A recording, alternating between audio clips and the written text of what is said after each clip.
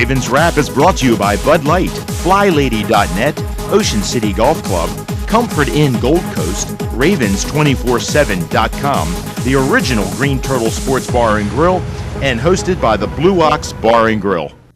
And welcome in.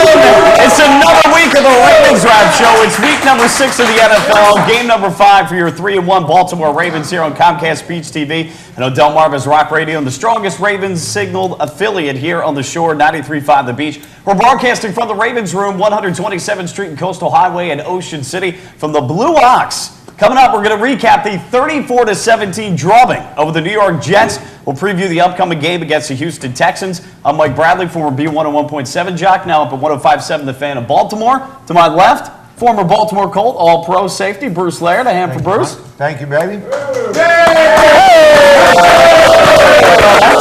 To his left, editor-in-chief of Ravens247.com, voted Baltimore's best in Baltimore Magazine, Tony Lombardi. I expected to see more of a suntan. I'm not saying anything. From your trip, all right. And it's OC local, former Lehigh College player and entrepreneur, John Gehrig. Oh, young professional. Where was that? Young professional man of the year guy. Autograph. You got autograph. Yeah. This is the door prize, by the way. I usually charge for that. For an extra $5, he puts his number in. We want to thank our friends at Bud Light, FlyLady.net, the Ocean City Golf Club, Comfort Inn Gold Coast, Ravens247.com, the original Green Turtle Sports Bar and Grill, the Blue Ox Bar and Grill, also JC'stickets.net, a new sponsor as well, and G&G's. So, guys, let's get into it. 34-17 victory over the Jets a few Sundays ago. And let's start this segment with defense instead of offense because, guys, this was an old-fashioned Ravens win. I mean, here they score 21 points on 3 turnovers. Actually, they forced 5 fumbles, 3 turnovers for 21 points. That's the most of franchise history. I mean, this defense, I don't want to compare it to the 2000 defense. That was a special one of the best of all time. But this is very reminiscent of the way the Ravens used to win ball games, Bruce. Oh, there's no question about it. And just the fact that they can score 21 points against the New York Jets, a team that's been in the playoff 2 years in a row, got to the championship game.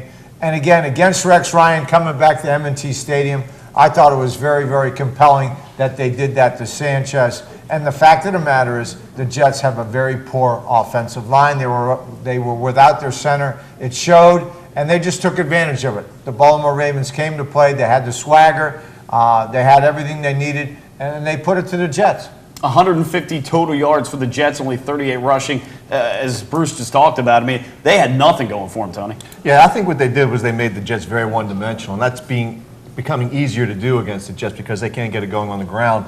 And what I like about what Chuck Pagano is doing is that he's figuring out where is the weak link on the offensive side of the football.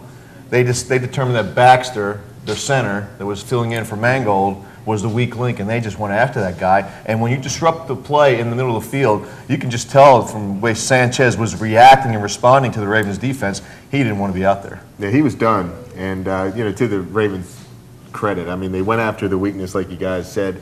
We talked before the game, it seems like forever ago now, but the Jets have really had an identity crisis this whole season. They're throwing the ball a lot more than they want because they can't run the ball. And the Ravens just came out and forced them to run, and they couldn't run, and Sanchez had just had it. Now, all that said, it's not going to be every week. In the last 2 weeks, the Ravens have 4 defensive touchdowns, 21 points, generated directly. I mean, not set up the offense. High-scoring defense in the league. Yeah, I mean, but the Ravens offense, 1 touchdown in the last 7 quarters. So, I mean, it feels great, 34 points, but they weren't offensive points. The defense was the offense. Bruce, the first turnover in the game, Ed Reed's lined up over a slot receiver, which should have told Mark Sanchez something. But bottom line, Ed Reed coming in on a blitz, very like Palomalu in the game where the Steelers played the Ravens. It was very similar coming off the edge. Charles Suggs squeezed down. But bottom line, Ed Reed still getting it done at his age. Mike, one of the best things about Ed, if he was a younger player, Sanchez's back is turned to him. You can see he could have just taken a shot, helmet and shoulder pads. But Ed is smart enough to come up over the top, realize where the football is. Now, this is true being a pro and understanding where you are on the football field. Coming up over, stripping the ball out. Instead of trying to blow him up, he's thinking enough to get the football out, get it on the ground, and it leads to a touchdown. Again, that's the difference between young players and players of Ed Reed's caliber that will go on to probably be first ballot Hall of Famers. He understands the game so well and gets it. That's such a big play. Because if he just hits them, it's just a sack. Tony, I thought one of the great quotes Jared Johnson said, Rex Ryan created us, now he had to deal with us. Yeah, and he didn't do a very good job of it. No. But Bruce, to dovetail on what he said about Ed Reed, it reminded me of that play, goes back maybe to 2003, when he stripped the ball from Mark Brunell when he was with the Redskins, had the presence of mind to pick it up and run it in for a touchdown. It was a lot like that. In fact, he was trying to do it again. Correct. But I think you touched on it, Mike, when Terrell Suggs came down the line, that committed the tackle to him, and it left Ed Reed wide open, so that's the way it worked. Absolutely. John, just real quickly, taking a look at this defense, they're getting it done, and Jimmy Smith, their first-round cornerback, isn't even out there. Again, sky could be the limit for this defense. Yeah, I mean, a couple guys haven't been out there. So this is a situation where you have some second-string guys getting the reps, and that's only going to make your team stronger down the stretch. I mean, the bye's over with, so now we need guys to be able to play the rest of the season. More of the Ravens Wrap Show next. Are you embarrassed to invite people to your home to watch your favorite football team? Well, don't worry, because you're not alone. FlyLady.net is the support you need. Join us and our more than 600,000 members and learn how to crush the clutter and game plan your way through routines that'll help you organize your home and your life. Tackle clutter and get your home game day ready with FlyLady.net.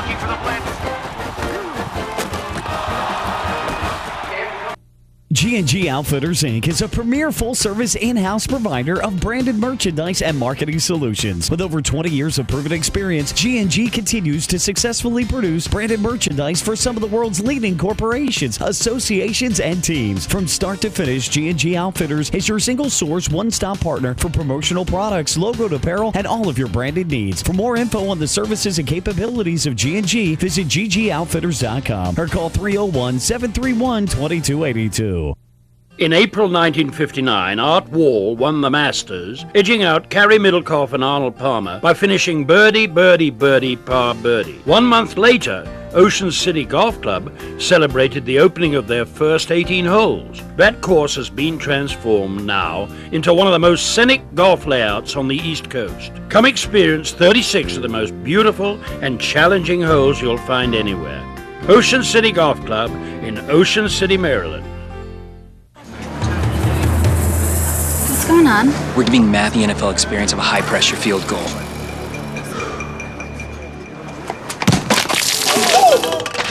Look out! It's terrible, man! There's an easier way to get an ultimate NFL fan experience. Just snap the tag wherever Bud Light is sold and you can win. Bud Light in the NFL. Here we go. Hey, it gets easier. Really? No. Welcome back. It is the Ravens Wrap Show from the Ravens Room here at the Blue Ox, 127th Street and Coastal Highway in Ocean City here on Comcast Beach TV and Delmarva's Rock Radio 93.5 The Beach. Continuing to recap the 34-17 win over the Jets on October 2nd, a bye week in between, guys, as we take a look back. And again, just to parlay on the defense, 3 touchdowns scored in that one. Again, that's a franchise record. That certainly set the tone. We talked about Jimmy Smith not being available for this game again. Kerry Williams, Bruce, with 8 tackles. Really good press coverage. The only time they were able to throw against him, as he said, is when he backed off. And he said he needs to trust his press coverage more. Because when he played it, he did a good job. I was concerned with some of the receivers. He came through with shining colors. I tell you, I think what Chuck Pagano is doing with this defense, understanding that Paul Kruger is playing a little bit better and Terrell Suggs is obviously stepping it up so much earlier than he has been in the past. They're able to get pressure with 4 or 5 players. And in order to do that, and if you can continue to do that, you let your defense again play coverage.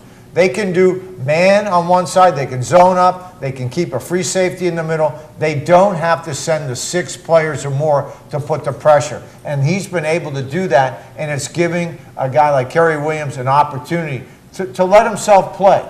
And again, feel the game, let the game come to him in certain points. And remember, you don't have Smith. Now you don't have and Chris Carr. Chris Carr wasn't available. Chris Carr's all banged up. You're looking at some of those safeties mixing around. So he doesn't have all of his chess pieces, and he's able to play a great game of chess. Your thoughts, Ladarius Webb, also a guy that's not very well known, Danny Gore. If you look at the tape, he actually had a pretty good game, like a fifth cornerback on Sunday. Well, I think the key to being a good coordinator, whether it's offense or defense, is be able to understand the strengths of your players and putting them in position to make plays. You know, Bernard Pollard is a guy who's starting to make his presence felt a little bit more, and I think he's doing that because he's a liability in coverage, Bruce. But when you put him out there in those zones and mixing the man up and whatnot, I think that gives him some comfortability out there, and I think that gives him, as John would always say, his juju, so he can play a little bit tougher and faster to the ball. So. Yeah, I think it's all good. No one wants to get hit by Pollard, that's for sure. So, I mean, the guy's a truck. And John, what's special about that, because if they're ever going to get away from a situation of taking Ray Lewis off the field versus 2nd and 3rd and long, you have that dime situation, that 7 defensive backs. You can put Pollard in the box and feel like you still have another linebacker type. You don't have to be that big a guy. All you got to do is make plays. So if you're in the box, I did it in my career. If you're in the box, you just got to tackle. You may not get them for 2-yard losses. It may not be pretty, but if they go down and you're punting the football, you're doing your job. And I tell you another thing, guys. I mean, you make a quarterback like Sanchez a little uncomfortable. You think about the game that the Ravens had trouble with Hasselbeck, who can process that information quickly, and he's typically not going to wait for guys to get open down the field. He's just going to get it out. Well, these other young guys, the last two games with Bradford and Sanchez, you just make them uncomfortable. You make them think, and in Sanchez's eyes, you could tell when they showed it on TV, he was done. So he looked like he needed a binky. Yeah, he was. He didn't want to be out there. You know, you got the pet stores. That makes your D-backs look better. He was like a Rottweiler, pet that they throw in and the dogs just chew it up. I mean, that poor guy hit the ground like 19 times. Never mind how many times he was sacked. He was on the ground. Yeah, John, you're right. His eyes were like big saucers, like, get me out of here. I'm done. Yeah, so, a lot of times the secondary gets credit for what's happening up front. I mean, Sanchez did miss a couple open guys, but it doesn't matter if he's not hitting them. So, I tell you, it was just a dominant performance, like you said, Mike, about, from the defense. Scoring and hitting people and getting after it and just taking away the Jets and what they like to do. And we talk about the change with defensive coordinators. Greg Mattison did a solid job, but clearly not nearly as aggressive as Chuck Pagano or Rex Ryan before him. In the 38 dropbacks that Sanchez had, for instance, ESPN stats saying that the Ravens blitzed at least one defensive back on 13 of Sanchez's 38 dropbacks. You talk about being aggressive. I know I watched some tape on YouTube the other day, and at one point they blitzed a corner and a safety. I mean, Tony, again, we're getting back to, as you like to call it, the DNA of this Ravens team. It's true, because that's the way these guys like to play. And when they do blitz one of those corners or a safety, they're usually peeling off Haloti Ngata in coverage. Did you see him chasing down LaDainian Tomlinson on the screen? He almost caught up with him. So when you've got that athleticism on the front line, you can drop those guys back and drop them in the zone coverage that enables you to play all those games that Rex Ryan used to play. And Pagano is the kind of guy that he embraces this team, and he takes advice from his players, and his players will play to the wall for him, and I think that's good. And I think we're just getting started, folks, because we're getting some guys healthy, and they're going to come back. Jimmy Smith is going to be a lockdown corner. Kerry Williams is getting all this confidence. I heard Ozzie Newsome on Baltimore radio this week say that he was the most surprising player on the team, and they're already talking about extending his contract. So all good things, and I think John said it before. The bye came at a good time because we got some guys with experience that otherwise wouldn't, and some other guys getting healthier. It's going to be an exciting year, guys. And guys, this game, most combined points scored with just one offensive TD. 51 points between the Ravens and Jets. It's unbelievable. When you played Rams defeated the Cardinals, 42 points back at 73. But it was not a pretty game, and as Chris Collinsworth said, you'd have a better team. The offenses never took the field. More of the Ravens Wrap Show coming up next.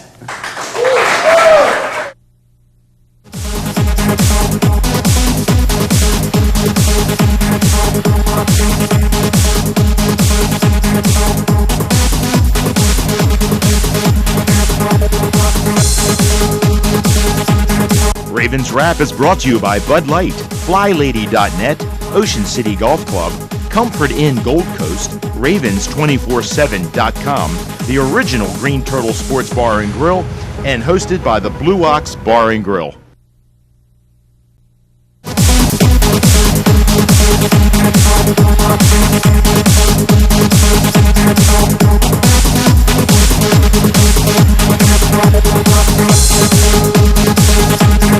Ravens Wrap is brought to you by Bud Light, FlyLady.net, Ocean City Golf Club, Comfort Inn Gold Coast, Ravens247.com, the original Green Turtle Sports Bar and Grill, and hosted by the Blue Ox Bar and Grill.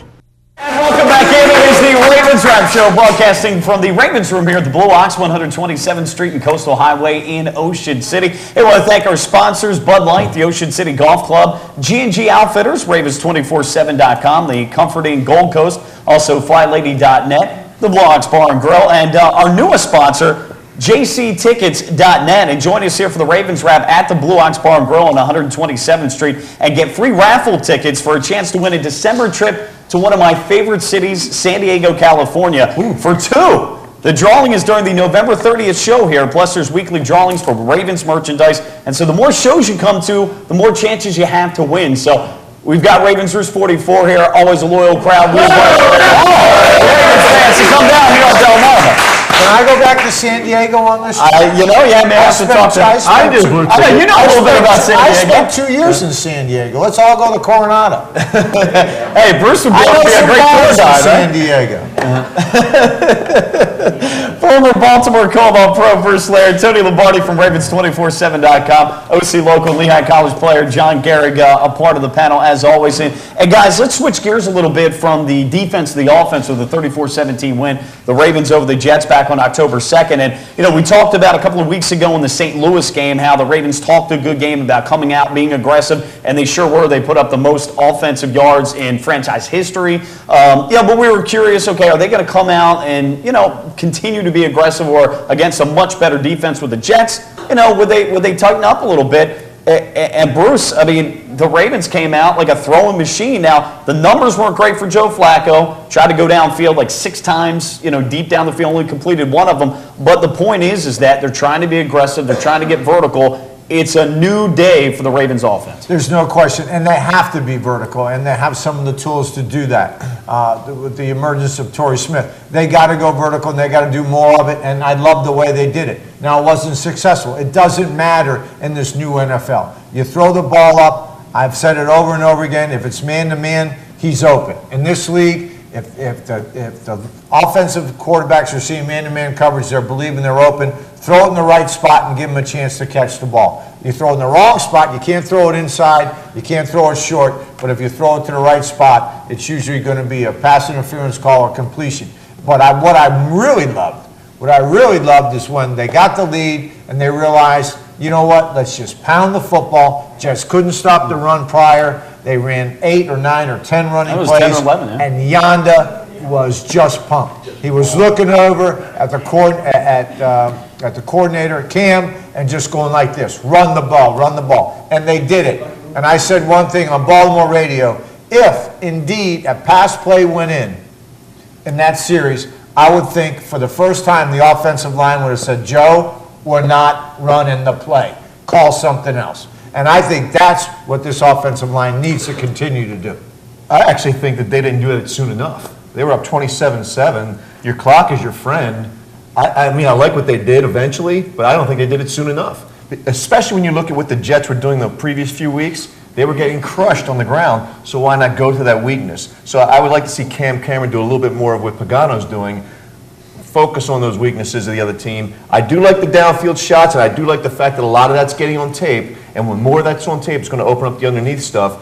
And they just missed on a couple of those things. So, and I like the fact that Torrey Smith actually beat Revis a few times. Yeah, he did. Yeah. So, I mean, all that's good, but I wish they would have gone to the ground a little bit sooner than they did. John, as a former offensive player, you know, and Ed Dixon was targeted in the first half, I want to say 10 times. They only completed 3. But clearly, you know, having a vertical stretch, showing the defense that, hey, we're going to go deep. We have the threat there. It opens up the Ed Dixons, the Anquan Boltons underneath. Again, it's a high-risk, high-reward, as you know, offensively, but all you need is maybe 2, maybe 3 at the most of those big plays to hit, and that's all you need in this league, or in a game, I should say. Yeah, and what was happening early on, the first 3 times the Ravens, you know, touched the ball, pretty nice drives, and they were taking advantage of some mismatches with linebackers and safeties, and really just Joe was hitting the right guy. And then all of a sudden something changes, and they don't complete a pass for a couple quarters, which in the NFL, I mean, come on. Cam Newton's coming out of nowhere and complete. Wasn't it like 35 game minutes or something ridiculous like that? I mean, we went 0 for 10. Yeah, I mean, so it was.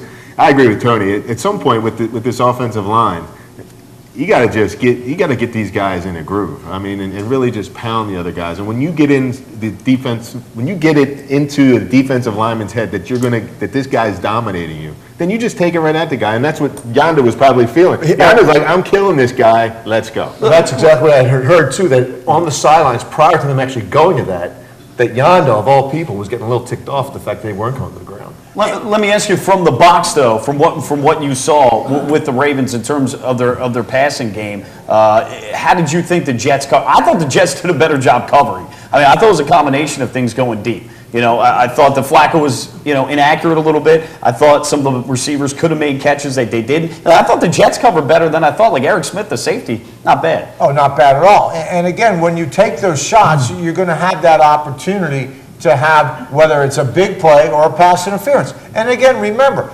these coaching staff talk to these players about every crew that's in there. They know the crew that's going to call pass interference versus some other thing. So all that stuff is considered. And Dixon drops some balls. All right, we'll talk more about the Ravens-Jets, recap the game, and then look ahead. Coming up next, it's the Ravens Drive Show on Comcast Beach TV and 93.5 The Beach. Are you embarrassed to invite people to your home to watch your favorite football team? Well, don't worry, because you're not alone. FlyLady.net is the support you need. Join us and our more than 600,000 members and learn how to crush the clutter and game plan your way through routines that'll help you organize your home and your life. Tackle clutter and get your home game day ready with FlyLady.net.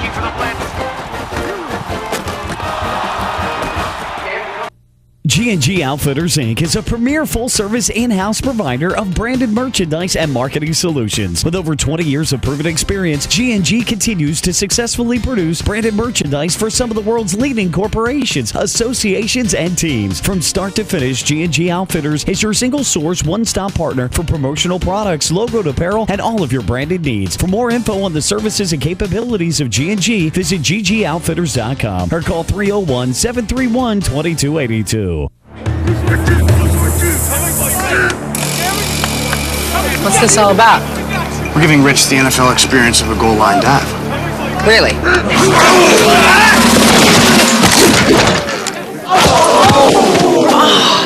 There's an easier way to get an ultimate NFL fan experience. Just snap the tag wherever Bud Light is sold and you can win. Bud Light in the NFL. Here we go. Can I make it? On the internet, yes. Into the end zone, no.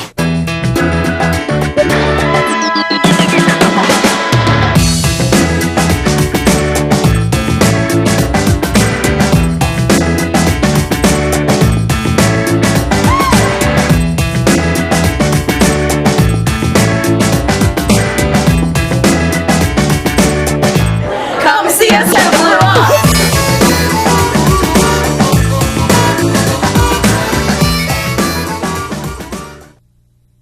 Blue Ox Bar and Grill, 127th Street and Coastal Highway in Ocean City. Continuing to talk about the Ravens' 34-17 win over the Jets, guys, as we, also give our quarter poll grades. The Ravens 3-1, and I think with, you look at 20 new personnel members of a 53-man roster. We talked about Black Monday on previous shows where Derek Mason and Willis McGahee and Kelly Greg and Todd Heap were let go. And for the Ravens to be 3-1, heading into the bye and now coming off the bye with a home game against Houston, guys, that's huge. Give us your thoughts and your grades on all the positions. Well, first of all, it's all the positions. Well, I mean, we can combine it however you want to do it. Well, first of all, to be 3-1, to be 3-1, I think is fantastic, and I think the fact of the matter is, and I was one of the first ones to say, I thought we were going to be missing Todd Heap, and again, you won't know until the end of the year what production that Dickerson and Pitta end up with. But to give up, you're going to have to make up 7 to 10 touchdowns at least. That Todd was able to give in so many catches. I think that will be okay. But to be 3-1, and again, understand the Jets aren't the Jets that we thought they were. Pittsburgh isn't the Pittsburgh that we thought they were after we played them, and that's what this league is. This league is a schizophrenic league. It's paranoid schizophrenia across the league. Every week somebody else is in or out, and I'm just pleased to heck that we're 3-1. Yeah, I think, if I had to make grades, I'll do it just offense, defense, special teams. Offensively, I give us a C+. I think we're still defining our identity, and I think we're going to get there. I think there's C+ with a bullet up because I think there's a lot of potential upcoming, and I think we'll see that as the season unfolds. Defensively, I'll say A-. I think there's some work to do in the secondary, but I think they've been really, really good, and I like what Chuck Pagano has put in place. Special teams, I'm going to say probably a C. I think they're still getting adjusted to these kick rules, and their coverage teams are one of the worst, I think, in the league right now. And again, they're mixing and matching parts. David Reed's out, so they've got Laquan Williams. I get that, but a C. But they need a lot. They need the most improvement. No, I agree with you. Three groups. Yeah. Big John. I say I'm going to do this. Picture, by the way. That's right. I was always a pretty. How young and professional. I was always. He gets an A+. That's right. I say everybody's got I give an overall grade of, say, a B, but with a surprising B for the offensive line, which I think bullet up for them. I think they're coming along pretty well. I think Flacco is a C. I think the defensive line is an A. But 3-1 and a tough stretch of schedule, and really the Houston Texans coming up. That's not an easy task either. But I tell you another thing. We've been pretty fortunate. I give an A to luck, because we faced a lot of teams with a lot of injuries. Right. And now, granted, we have injuries too, so it comes with the territory. But coming up here with the Houston Texans, they're just decimated all of a sudden. And, but this is still a tough team with one of the best running backs in the game. So overall, I think a very solid B, probably B+. Tony, you talked about the offense trying to find its identity. I'm curious because the way the game's set up against the Jets, and clearly from a passing perspective, they wanted to do better in terms of scoring touchdowns and completion percentage. That's obvious, and the hope is they'll obviously get there, especially with Lee Evans being out, David Reed, those guys coming back. But it seems like the formula, and I think the Ravens have been trying to do this the last couple of years, but coming out, opening it up, going 3-4 wide at times, throwing the football the first half, maybe into the third quarter, and then once they have the lead, then pound the other team into submission. Is that where you see the offense headed? Well, I like to see the offense headed just like the defense is headed, where Chuck Pagano, as I said, he's focusing in on the weaknesses, and the Ravens have a lot of tools, and you just mentioned those tools, and they're developing some more, and Torrey Smith and Ed Dixon and Dennis Pitta, and they've got Vontae Leach, a guy, the best fullback in the league they brought, and he really have underutilized him so far. I think you use those talents against the team depending upon the matchup situations, and I think they've got a lot of players to do that with. And Tony, let's really be serious about the fact that this is the National Football League in 2011. The wideouts, and you look at the teams that are moving the football. I mean, you look at Buffalo, you look at all these teams. You're looking at the Baltimore Ravens, they got Ray Rice and Dickerson with more catches than the wideout. But Bolden is 15 catches, and the other two guys have 16 in the week 4. We're going to need a lot more production out of these wide receivers if indeed, as we go down through the league and through the schedule, to be more productive offensively. This is a year you're going to see unbelievable amount of scoring, and we've seen it in the first month already, 5 weeks of the season. People are lighting it up. And again, I'm not buying the fact that if you put so much pressure on certain quarterbacks, they can't do the job. To parlay Bruce's point, John, let me ask you, though, you could also make the argument that those receivers are opening up underneath for the Ed Dixons and Ray Rices of the world. Yeah, I mean, stretching the field now is certainly going to help. We talked about that. I mean, but, Joe's leaving plays on the field, and there have been some drops, but, I mean, he's processing information slowly. The pick 6 against the Jets, Dixon, I think it was wide open. 10 yards away. All he has to do is just be able to see it. And the same sight line almost. Same sight line. I mean, he was wide open. I just really question the processing of information. He looks skittish with happy feet. He's looking behind him when he's under pressure. There's pressure that wasn't even there sometimes. So, I think when the quarterback play gets a little better, obviously the receiving play is going to get a little better. So, and sometimes you just have to let the ball out there. You got to be like Mike Wallace and Roethlisberger. Roethlisberger, he just throws it and lets Wallace go after it. And when you try to make that perfect pass, like a golf shot, how you come up short of the green. And are we done? More of the Ravens Show next.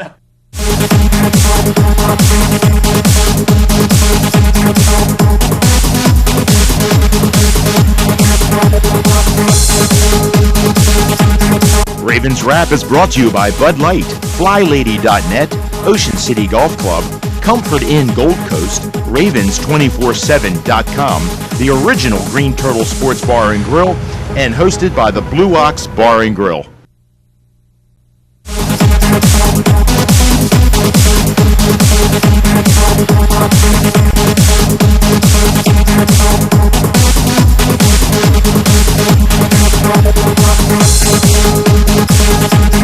Ravens Wrap is brought to you by Bud Light, FlyLady.net, Ocean City Golf Club, Comfort Inn Gold Coast, Ravens247.com, the original Green Turtle Sports Bar and Grill, and hosted by the Blue Ox Bar and Grill.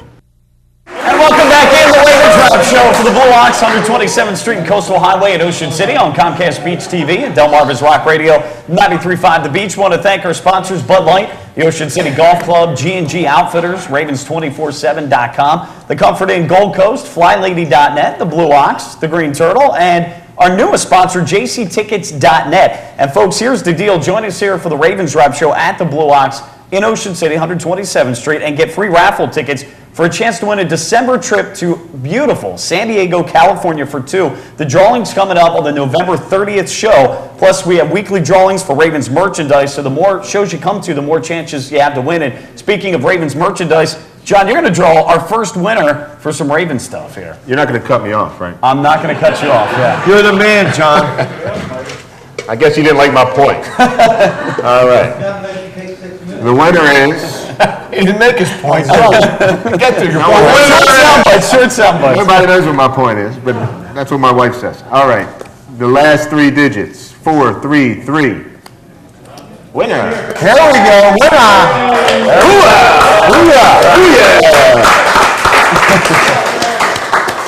Even his dartboard. Nice. That's good for the bar. That's right. And you know what you can do? Hey man, what happened to Rex Ryan foot massage? Coming out next. But you know what you can do? You get a cut out of Ben Roethlisberger's face and put it on there, and throw darts right at it. So you're good to Or go. you could trade with another winner. You never know. I know you're eyeing that San Diego trip. I don't think we're allowed to participate. But I know. anyway. I'm just sneaking in someone's luggage. You going? I'm going. I'm going. Why not? Yeah, I'm going. I'm hanging with you. I'm going to Coronado. Absolutely. I can get us some. I think there's some other bars he knows about too. Oh yeah. Yeah. Well, that's a topic probably off the air or for another day. We'll do that during the radio segment. We're in a bar. We're in a bar. Well, Well, we're on TV though. That's true. We are? Yeah. And I was never in a bar. I've never been there. Don't even know anything about it. We're in year 4. Yeah, we've had some changes, Tony. I don't know where you've been. Wow. But guys, Tell me that light is up there. Yeah. The light I tried to go through. Time to take a trip around the NFL. First, the AFC North, guys, and who would have thunk it? I mean, of course, the Ravens 3-1. We know that they're off to a great start in first place, but you got Cincinnati at 3-2, Pittsburgh at 3-2, Cleveland at 2-2. I understand, since he hasn't necessarily played a lot of tough teams and all that, but still, they're starting a rookie quarterback, a brand new offensive coordinator. This division actually looks like one of the better divisions, at least so far, in the NFL. This division is the better division of the entire NFL in the quarter mark of the season, no question, after 5 weeks. And I'm telling you, I'm surprised about Cincinnati, and I'm surprised about Cleveland. I'm surprised about both those teams. I don't care. In this day and age, rookie quarterbacks, Cincinnati has 6 or 7 first-round picks on defense. He's growing that. They're playing solid. They're in the mix, and don't pull them out. And my favorite guy, Perry Ellis, better known as Peyton Ellis. Peyton was from Cleveland, doing well. I'm telling you, he's the Madden cover guy. Wow. He's the guy. Well, and the curse continues. A little sore throat. I'm gonna decide that we'll call it a day because I want a new contract. Well, he talked about Andy Dalton, and I don't think I've ever seen hair quite as red as that. He's got some red hair. They call him the pistol, I think, something like that.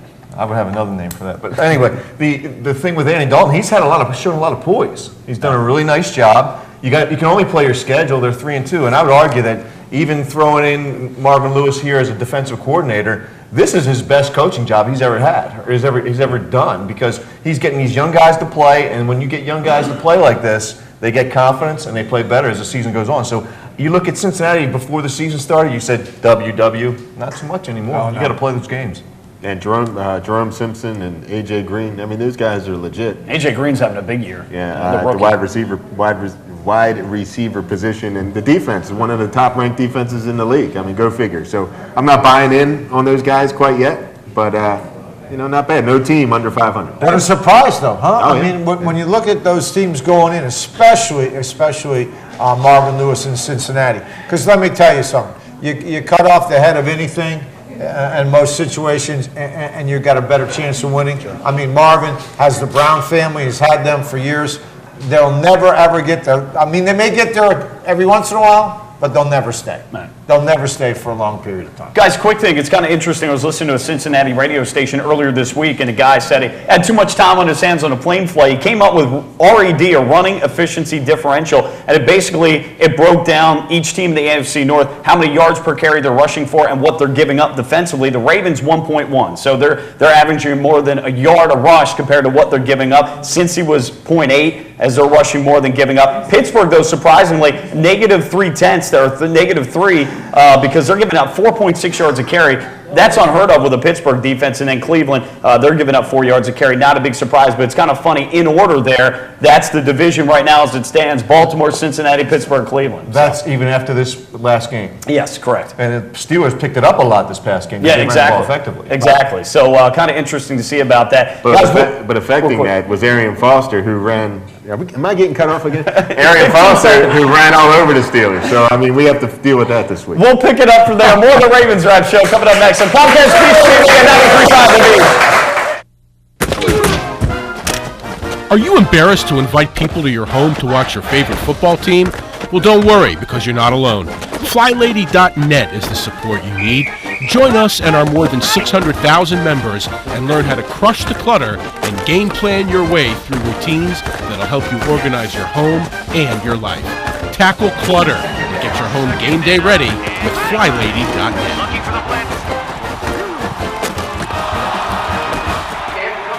G&G Outfitters, Inc. is a premier full-service in-house provider of branded merchandise and marketing solutions. With over 20 years of proven experience, G&G continues to successfully produce branded merchandise for some of the world's leading corporations, associations, and teams. From start to finish, G&G Outfitters is your single-source, one-stop partner for promotional products, logoed apparel, and all of your branded needs. For more info on the services and capabilities of G&G, visit ggoutfitters.com or call 301-731-2282.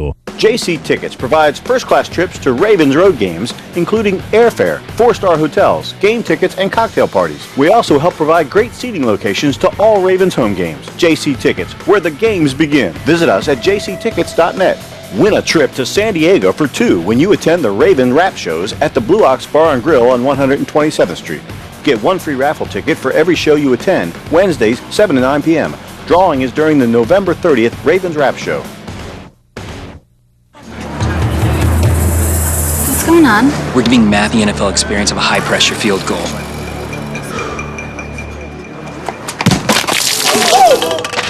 Look out! It's terrible, man! There's an easier way to get an ultimate NFL fan experience. Just snap the tag wherever Bud Light is sold and you can win. Bud Light in the NFL. Here we go. Hey, it gets easier. Really? No.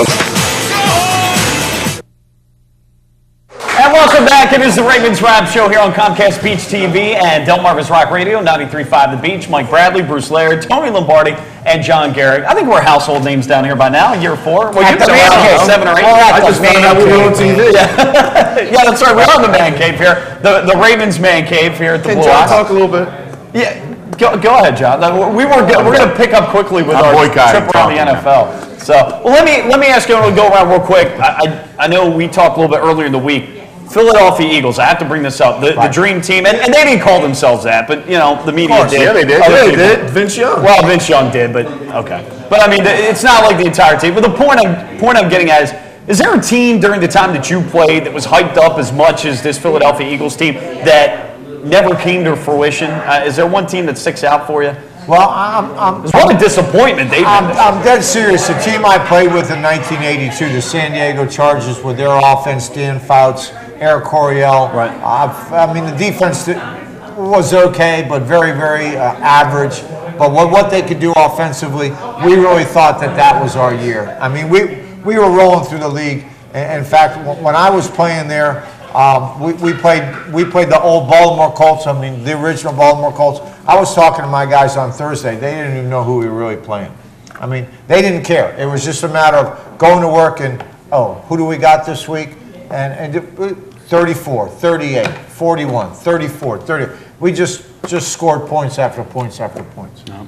Well, guys, we've got a game coming up against the Houston Texans bye week. Probably a good one for the Ravens. A lot of injuries to some key guys, so a chance for them to rest up, get back at it. You've got a Houston team it's one of the better ones in the AFC. It's a home game. It's 4 o'clock game. We'll start with the offense, and John, we'll start with you and go down the line. Wade Phillips, new defensive coordinator for Houston. That defense is, I believe, ranked 7th. They were like 31st last year. So he has a history of changing defenses around and taking them to a much higher level than where they've been before. They're going to be out without Mario Williams, pectoral, but they've still got a pretty good front seven that can get after it there against our O-line. I think they're going to be up for a challenge on Sunday.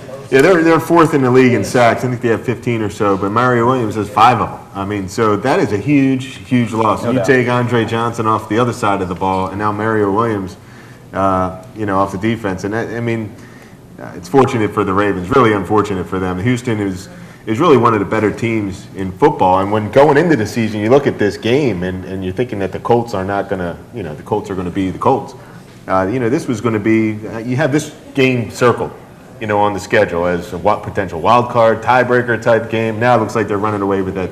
They're not running away. It looks like they're the better team in that division. But this is, a lot of times, Bruce, these teams that have big injuries, they rally. And, so we cannot take it easy. Even without a Mario. No question about it. I think this football team, again, as Tony and Mike were both talking about, you watch the Baltimore Ravens.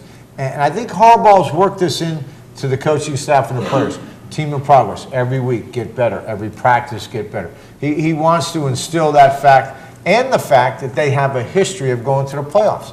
This team has won 37 games at home under Harbaugh, with Joe. So, they're going to use the M&T, they're going to use the bank, they're going to use all that home field advantage, and they got to gather it. And I think, as we say, what's their identity? Who cares? Pass, run, it's going to be win, baby, win. Yeah. It's going to be the Al Davis thing. Well, Tony, and that's a great point with identity. Tony, you talked about the offensive line still having to come together and gel when we gave out our grades, and no question that's the case. We talk about what Houston brings defensively. Again, Mario Williams, that's a huge loss, but still, J.J. Watt, the rookie, Sean Cody, Antonio Smith, they still have, D'Amico Ryans, Brian Cushing. They have still some pretty good ball players out there. Is this the time now, we're in week 5, you think that they do take that step and we start to see consistency from here on out? Well, I think now that you've got 4 games under your belt, you've got that bye week, you've had some more time to try to get familiar with the guys that you haven't played a lot with alongside of you. I think, this is that time. And I think, when you talk about the guys like Mario Williams being out, you take a big guy like that out of your defense, then all the guys that are contributing in other ways, those 2 guys that are assigned to take care of Mario Williams can now free up to take some of these other guys out of the equation. And so I think it's more than just losing the 5 sacks. I think it's about their whole defensive scheme in terms of how they defend the pass. I don't think they're going to get after the quarterback as well at M&T Bank Stadium, and I think that with if Lee Evans is back, I think that puts more pressure on their secondary. So a lot of things can happen in this game that I think you haven't seen from the Ravens so far. One of the guys that we've seen the Ravens that is in the AFC North over the years, Jonathan Joseph, one of the Houston Texans pick up. They also have Kareem Jackson from Alabama, Jason Allen, former Miami player. So they've got a decent secondary back there. I don't think their safeties are as good, but I think they have a chance to do some things offensively against those guys, John. I mean, I think they're ranked 6th or so against the pass and 12th against the run. So, traditionally it's going to be easier to run. And really, we need to get Ray Rice more involved. I mean, talk about identity. He's just, against the Jets, he had 1 touch in the first series. I think 1 or 2 touches in the second series. He just needs more touches. And it goes right back to the offensive line. Really get the offensive line engaged in part of this thing. Pass blocking. These offensive linemen, they like run blocking a whole lot more than pass blocking. Well, we'll talk more about the Ravens and Houston Texans coming up as we preview the game. 4:05 M&T Bank Stadium. It is the Ravens Wrap Show here. Ravens Roost 44 with us at the Blue Ox. Comcast, Beach TV, and 93.5 The Beach.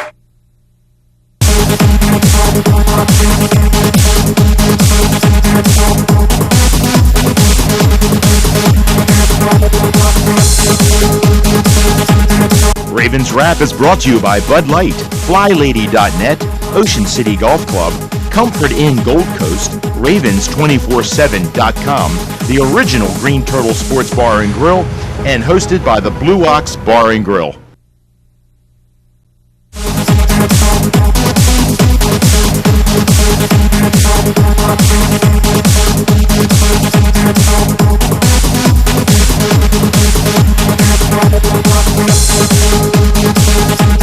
Ravens Wrap is brought to you by Bud Light, FlyLady.net, Ocean City Golf Club, Comfort Inn Gold Coast, Ravens247.com, the original Green Turtle Sports Bar and Grill, and hosted by the Blue Ox Bar and Grill.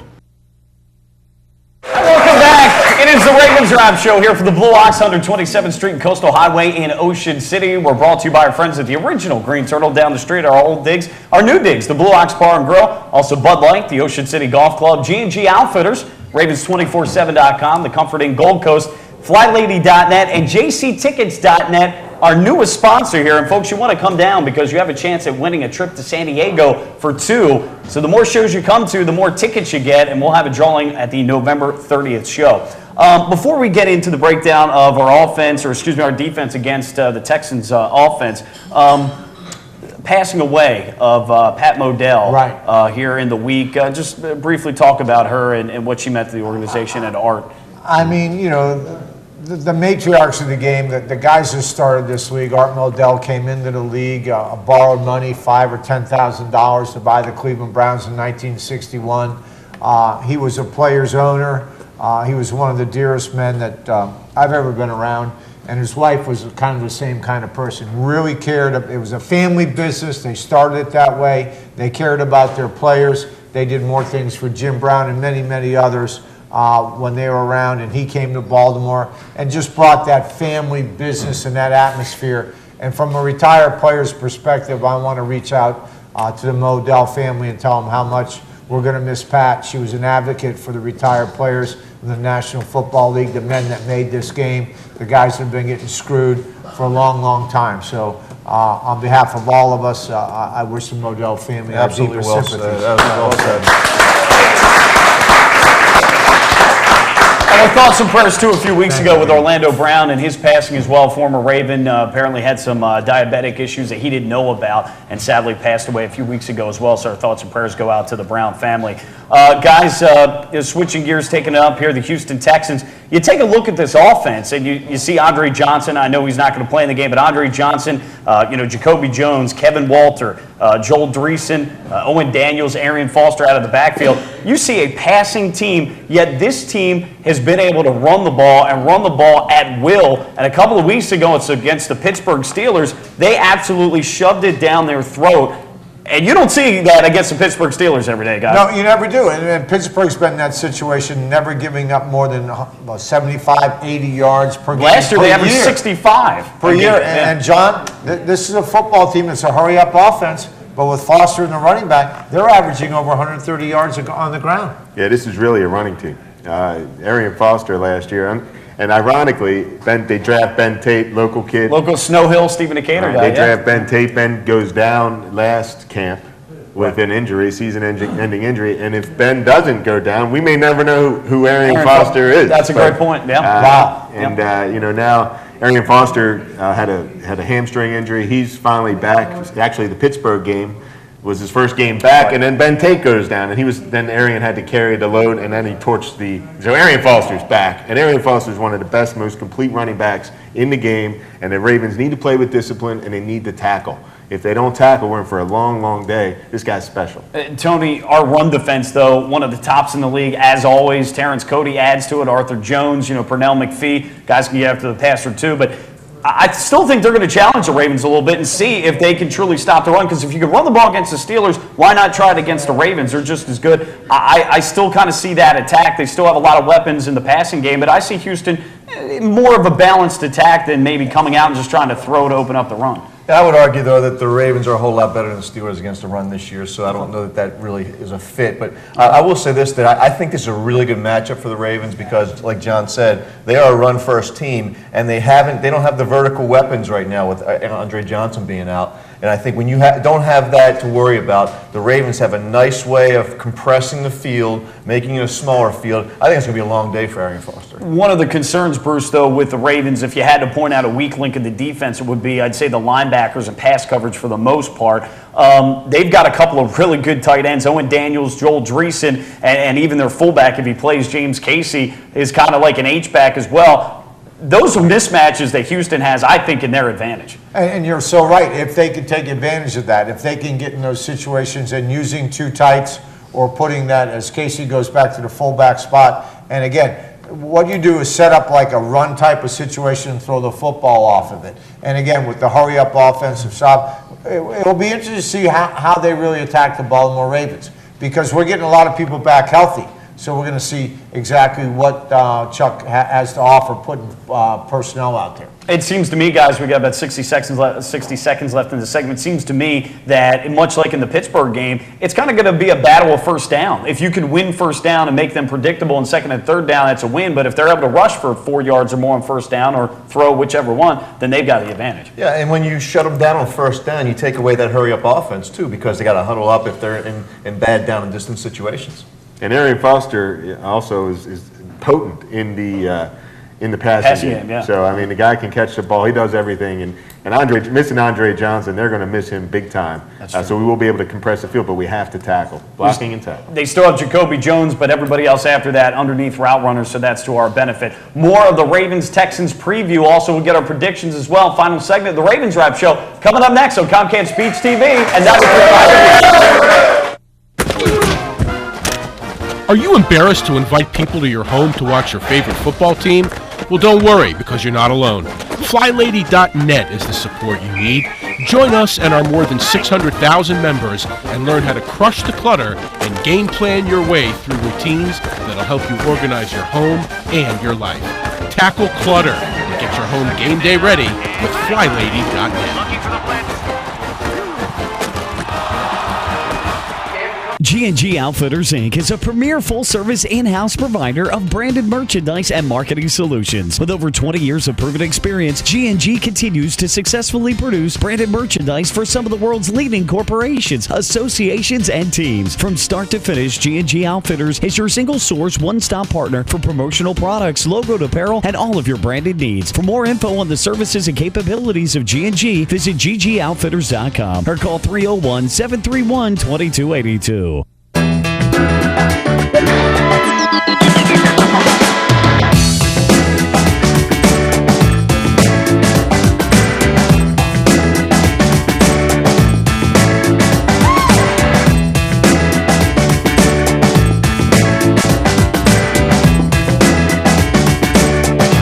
Come see us at Blue Ox.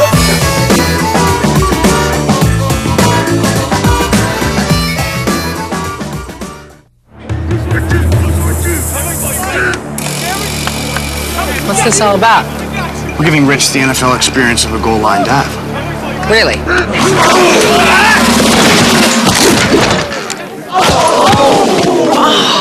There's an easier way to get an ultimate NFL fan experience. Just snap the tag wherever Bud Light is sold and you can win. Bud Light in the NFL.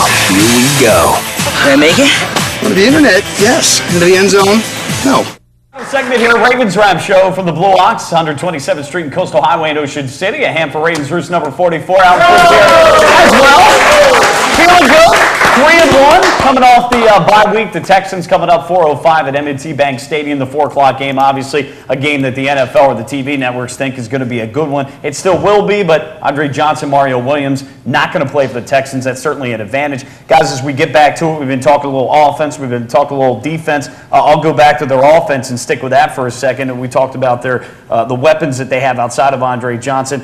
You know, I still think, you know, it's going to be a challenge. I don't think we see the secondary making strides, but I don't think still with the lack of experience from Makari Williams and even with Ladarius Webb still learning the position, Bruce, you can't sleep on any receiving core no matter how strong or how weak they're perceived to be. No question about that. You certainly cannot. But I mean, without Johnson in that thing, that strike guy, I mean, he averages over almost 100 yards receiving every game. He's been there.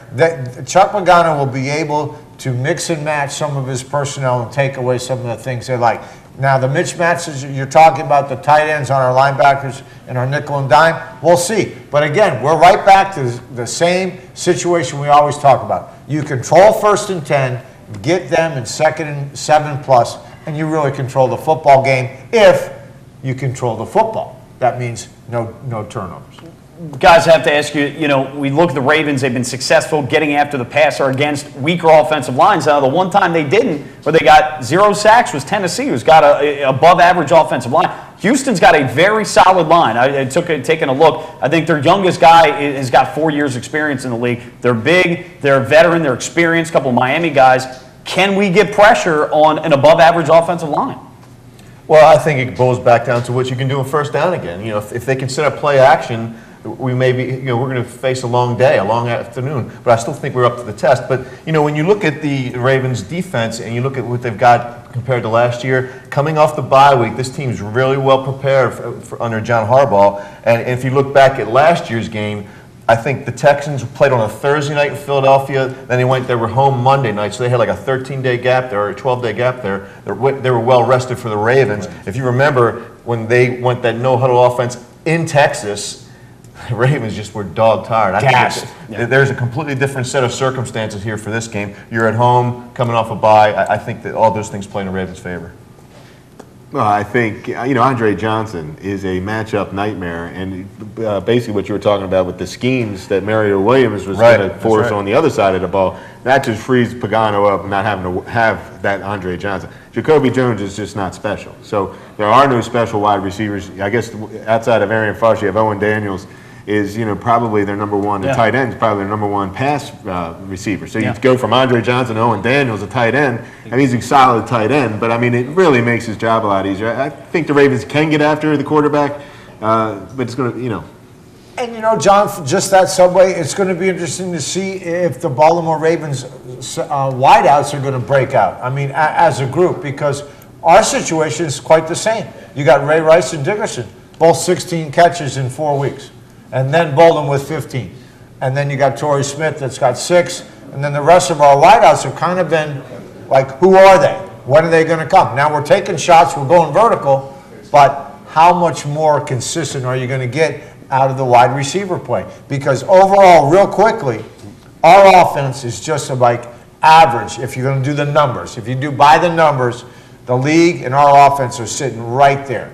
Like 240 yards passing, we give up 111 yards running, all that's, we're just average in the league offensively. No, I would agree with that. I think we're one of the more balanced teams, though. If you take a look at the New Englands of the world, San Diego's, they can pass the ball, but their running game, again, that's just by the numbers. The numbers can make a loser out of it. We have one of the best offensive players in the entire game with Ray Rice, and he needs to be more involved. Period. 35 catches. Touches.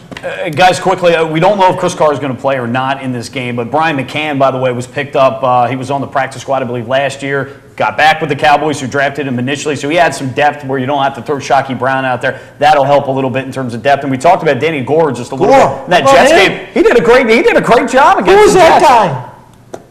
Yeah, baby. I don't know. But he played well in camp, but he'll see the field before McCann does. No question. Yeah, but we have have more an emergency, but McCann will see the field as a returner in this game. Well, guys, let's go down the panel here, break it down as to, we got about 60 seconds, how you think the game's going to play out in your prediction. I think the Ravens will score 3 offensive touchdowns, which is 3 times more than in the last couple games. 27-17 Ravens. Yeah, I think this is one of those matchup situations for Houston that's not going to work out well for them. Home crowd, the Ravens are 8-1 in the last 9 years after a bye, 3-0 with John Harbaugh. I think they've got like 21-5 with Harbaugh at home. Yes. So those numbers all work in their favor. It's a 7-point line right now. I think it goes higher. 30-13 Ravens. Wow. Maybe you'll 30 seconds there. 30 seconds. I tell you what, I'm going 28-14 Ravens. We're hoping for consistency from the offensive line. The receivers, you bring up a great point. Lee Evans hopefully will be back. We can see that offense continue to evolve at a higher completion percentage for Joe Flacco in this one. But I'm going Ravens coming off the bye. I'm going to go 26-13 Ravens over the Houston Texans. That's it for Bruce Lair, Tony Lombardi, John Garrick. I'm Mike Bradley. It's been the Ravens Wrap Show here on Comcast Beach TV and Delmarva's Rack Radio 93.5 The Beach. See you next week. We'll be right back.